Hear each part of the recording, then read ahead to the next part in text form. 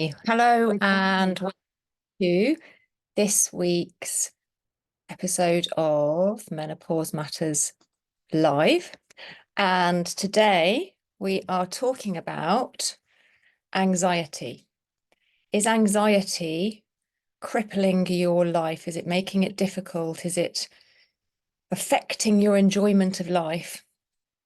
So for those who are new to me, welcome. I'm Vanessa, the menopause specialist, and I am a registered certified nutritional therapist, and I specialize in helping women who are going through the menopause years. So it can be, from mid 40s right the way through till even 60.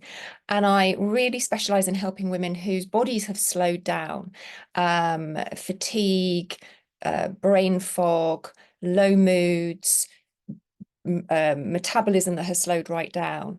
And one of the symptoms that I get told a lot by women is anxiety. There's a lot of women struggling with anxiety, and you can have fatigue and anxiety at the same time. It's very common. So before we get started, wherever you're watching, if you aren't already, please do follow me so that you get updates when I do these lives and share other stuff. Please do like this video so that I know that you're enjoying the content and you want me to do more of it. And do share it with your friends so that others hear my approach to the menopause years, because it's quite different to most other people's. And if you're here watching live, do give me a like now, say hello so that I know there are people here watching. All right, so let's start with what is anxiety? And just to say, I'm looking in two different places because I'm streaming into Facebook and Instagram, and I have to do it in two different locations. So what is anxiety? It's a very natural and normal response to stress or perceived threats. It's a feeling of apprehension, worry, or unease about something that's about to happen or that might happen in the future. Now, that's normal anxiety. It can manifest physically, it can manifest emotionally, it can affect our cognitive function, and it varies in intensity from very mild to very severe. While occasional anxiety is a normal part of life and can even be helpful in certain circumstances, if you think about it, you want to feel a little bit anxious before things like exams to motivate us to prepare for those things. But excessive and persistent anxiety that interferes with daily life can absolutely indicate anxiety that's disordered. So it's not normal, natural anxiety, but it's something that's happening out of the ordinary. And that is what we're talking about today. And it can manifest in many different ways. It can manifest physically, so things like sweating, trembling, dizziness, shortness of breath. And heart rate, rapid heart rate, that is another big one. And then emotionally, it can cause nervousness, feeling restless, and even for some people, a kind of impending sense of doom. And then cognitive symptoms, generally it's unable to concentrate. So anxiety can stop you from being able to do your normal daily things like your job, or, just run-of-the-mill things because you can't concentrate on them. It can be transient and acute, so it can happen just short bursts, which is normal and fine. But chronically, when we have severe and persistent anxiety, which lasts for weeks or even months or even sometimes years, that is not normal. And we don't want to be putting up with that because it can really affect our lives. When it becomes chronic and affects our lives, it can start to interfere with things like our work, our relationships, our social life, our families, and just being able to go about your daily, day-to-day things. I was talking to a lady just the other day who, struggles with anxiety, and she going food shopping is a really big deal, and sometimes she just can't do it. She has to sit in the car for ages to kind of get herself ready to go in and do her food shop. That's not a normal level of anxiety, and there's something else going on. Now, first off, if you are struggling with anxiety and it's affecting your mental health badly, it's advisable to speak to your GP so that they can rule things out. But if you already have and you didn't get any solutions, or you didn't like what was on offer, it's time to look at other approaches and other possibilities. I'm going to talk about a couple of clients to show you what I mean. And I'll change their names as I haven't asked for permission to talk about them today. So the first one is Jackie. Jackie, when she started working with me, had extreme anxiety. Now, it had started during the period of time where we weren't allowed to leave our homes. I won't use the word because I don't know whether Facebook and Instagram pull you up on that word. So I will avoid it, but you know what I'm talking about. And it happened during that time. And it got to the point where she could barely leave the house. She would wake up feeling anxious, but at the same time, she also had extreme fatigue as well. And so those two things were really affecting her moods, affecting her ability to do her job. She worked from home, so that didn't cause problems, but she couldn't exercise. She couldn't go out with her teenage daughter. She was just not really living life. She was existing. And, it was massively impacting on her enjoyment of life. Anyway, we got to work and we worked together over a period of time, over 6+ months.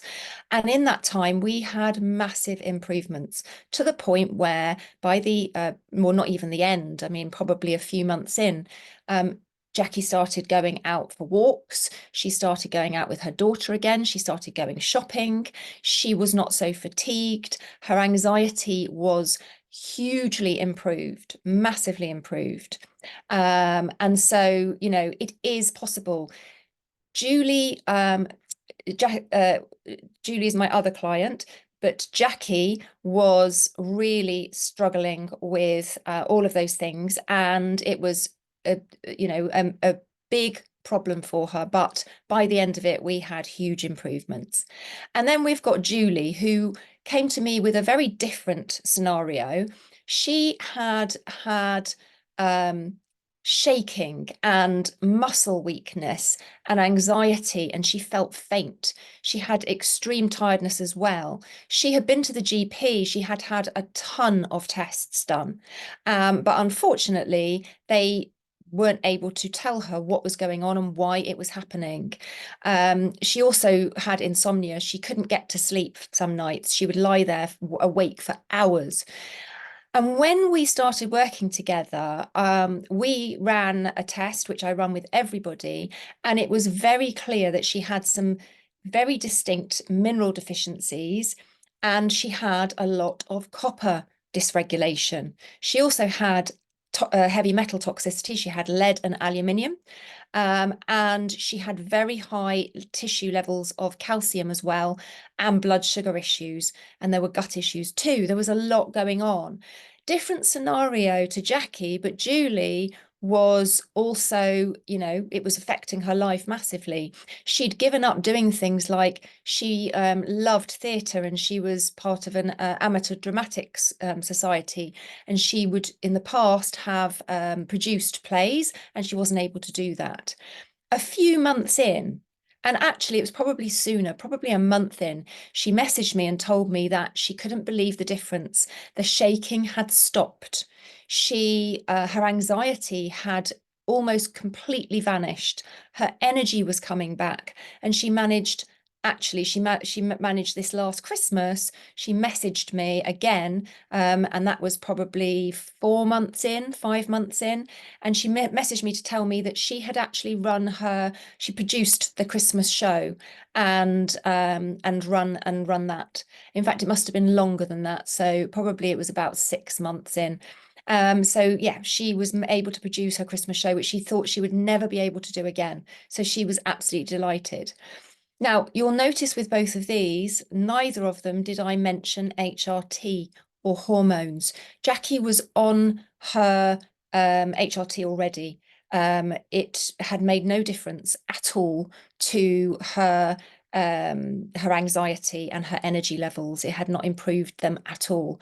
It had helped with hot flashes, absolutely, and it had helped with some mood issues, but her anxiety and fatigue were not improved by HRT. And Julie wasn't on HRT. She passed menopause and had no reason to or desire to go on to HRT.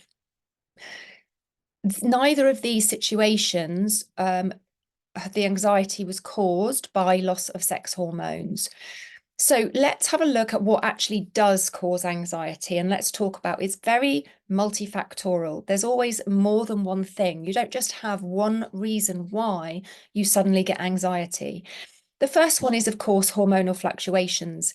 When estrogen and progesterone start to change and drop away, it can absolutely disrupt our neurotransmitters in our brain. It disrupts things like serotonin and dopamine, which play a role in regulating our moods and can lead to feelings of anxiety as well as mood swings. If you feel that your anxiety has started because you have hit perimenopause, it is worth going and speaking to a GP about it, because it may be that HRT is an answer.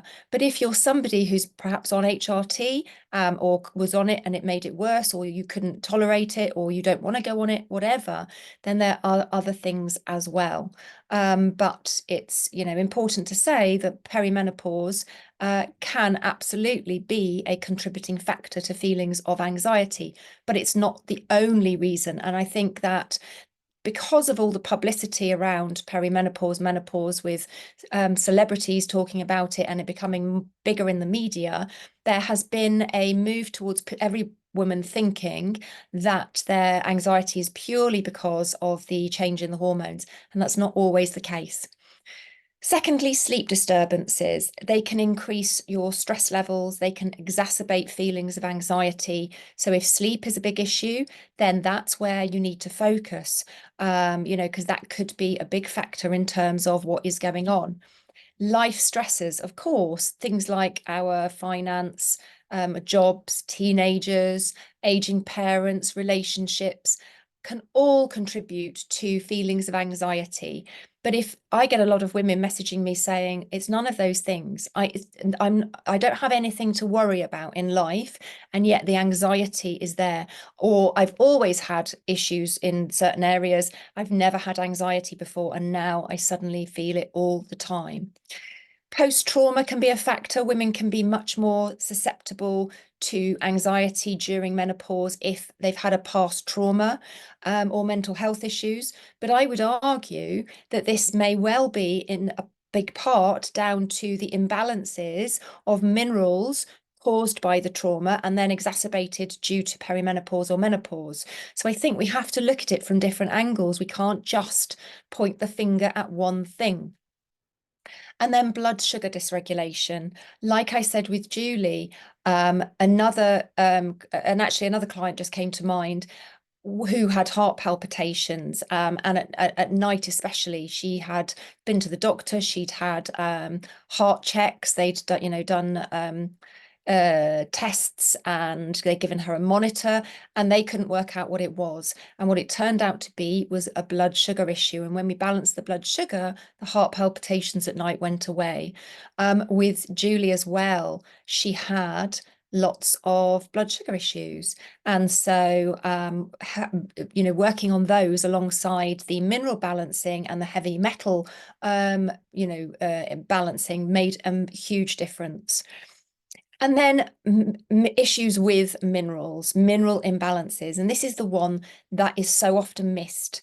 If you know it's not sleep, It's not your life stressors. You've been checked by your GP and nothing is fundamentally wrong. It's time to look at your minerals. Minerals like potassium and magnesium are super important, and both, when out of balance, can lead to feelings of anxiety, heart palpitations, muscle tension. They can affect neurotransmitters and they can cause fatigue and weakness. But it's not just a case of taking a load of supplemental potassium or magnesium. You must test first, as there are many other minerals that are cofactors that have to be in balance with those minerals. So just chugging a load of magnesium or a load of potassium when you don't know what's actually going on in your body is a mistake. So please don't do that, because you can make matters worse. You might not be utilizing the magnesium or the potassium properly for various reasons, and it's not going to help. And actually, it's going to push other things out. Minerals all affect each other, which is why random supplementing just is a really bad idea, and I do not advise it. And then copper toxicity. You've probably heard me, if you've been following me for a while, you know I've talked about this before. Copper is an essential mineral. It's required for synthesis of neurotransmitters. It's really important for lots of functions in the body, but excessive levels and impaired copper metabolism, so how you utilize that copper and how you get rid of it, is really important, and that can lead to copper issues. If you have a very busy head, like monkey chatter head, that you can't quieten down, you must look at copper. Again, you need to test and then have expert guidance to help you regulate it again. And it's not a test, I've said this before, but in case you're new, it's not a test that you can ask your GP to do. They won't do it. They don't do it, and they don't understand it. It's not something that they're trained in. Finally, heavy metals like lead, mercury, cadmium, arsenic, aluminium, they can accumulate in the body over time. It's usually through exposure in contaminated foods, water, the air, and many products that we use in our home and on ourselves. Again, they interfere with hormone balance, with neurotransmitters, they impair cellular processes, and they can certainly contribute to anxiety and other mental health issues. And it can be that you are just not able to get rid of them. Your body's not strong enough to, your body processes aren't strong enough to shift it. So the body will squirrel them away, but that can cause problems. If you're struggling with anxiety or any other mood-related disorders and you've seen your doctor, you've tried things like HRT or other therapies and nothing's working, it's probably time to start digging into what is actually causing the anxiety, rather than just trying to stick a plaster over a massive gash. Meds like SSRIs, benzodiazepines, beta blockers, and even natural remedies like CBD oil and essential oils and herbs, they're all great for different things. They can help, but they are just a sticking plaster over the problem. They're not getting to the actual root cause of why you are feeling anxious in the first place. They are starting from the wrong place. If you want to get to the root of your anxiety, you need to start thinking about yourself as an individual and looking at your own minerals and your own heavy metal toxicity. How do we do that? We test. It's a fabulous test that tells us a ton of information. I can only offer it as part of a program, because you can't read this test at face value. You can't just read it and then supplement based on whether you're high or low in something, because that's not how it works. It has to be part of a process of changes to your nutrition, your lifestyle, your stress, your detox capabilities, your digestion, your blood sugar. But also you have to look at it in context of all the other minerals and vitamins as well. If you're someone that is struggling and you want to actually get rid of the issues and get to the root cause, I suggest, if you haven't already, watching my free masterclass, and it's called How to Recover Your 20s Energy and Motivation During Your Menopause Years. I'm going to be talking about minerals and heavy metal toxicity alongside other pillars of menopause health in that that class. It's 50 minutes long, it's packed with info, and I very much doubt you have heard this information before. So if you'd like to watch it, just comment masterclass wherever you're watching this now, and I will share the link to the class with you and you can watch it in your own time.